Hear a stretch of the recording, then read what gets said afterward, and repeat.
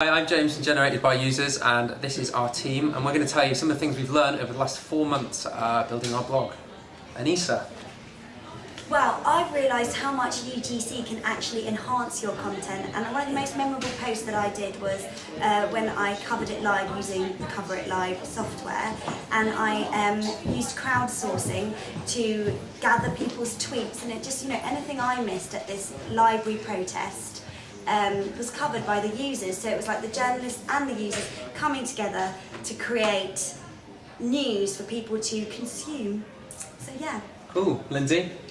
Well, one of the biggest things I've learned is that there are so many more user-generated content platforms than I originally thought. I mean, I thought it was just Facebook, Twitter, the basic ones, but what I've discovered is if you use things like The Guardian's comment is free, it's a great way for new journalists to get your journalism out there, get your stories out there. I mean, they only accept certain stories, but for a young journalist trying to break it in the industry, you get your comment on there, and it's regarded just as well as the actual comments themselves. Kirsty? Well, I've learned a lot about how marginalised groups, for example, can use user-generated content to really get their side of the story out there, have a different side from the official news streams, and sometimes contribute to what they're doing as well. But I've also learned that UGC can be a difficult situation for many people because it can be quite dangerous, depending on where you are in the world. If you look at Libya at the moment, we've got the first citizen martyr journalist. So I think you've got to be very cautious with it as well, and treat it with the respect that it needs as well.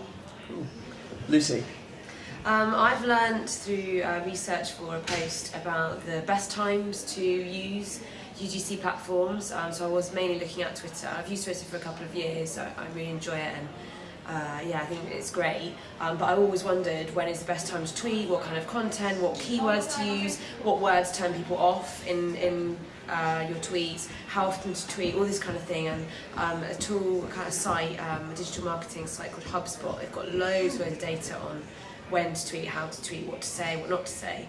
So that was really helpful. So yeah, did a post out of that, and also definitely thought about it for my own work as well as a journalist. And Vanessa? And finally.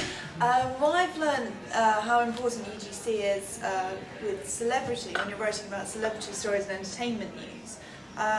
It's not only that so many people want to write about celebrities, but it's also that I found a surprising number of celebrities have their own blogs and their own Twitter accounts. So it's very easy to go direct to the source and find out exactly what they're saying. And what about you, James? What do you feel like? Yeah, you're you feel that. Hi man, finally. Finally, I've learned that we can trust UGC more than I thought we could. These days, especially things like Egypt and the Middle East process, which are the big things over the last 4 months that we've been covering, is that if a picture's gone up and it's just verified automatically, either by corroboration of numbers or by crowdsourcing, if something's wrong, people then tweet automatically saying, no, I've not seen that, that's not happened. And so you hear these rumours, these breaking things on Twitter, these pictures, and you can find out pretty quickly what's true and what isn't. So UGC is becoming more trustworthy. Well, we hope that you're really enjoying the blog so far. We're going to keep tweeting and keep blogging, so keep coming and joining us, and that's probably it for now. All right.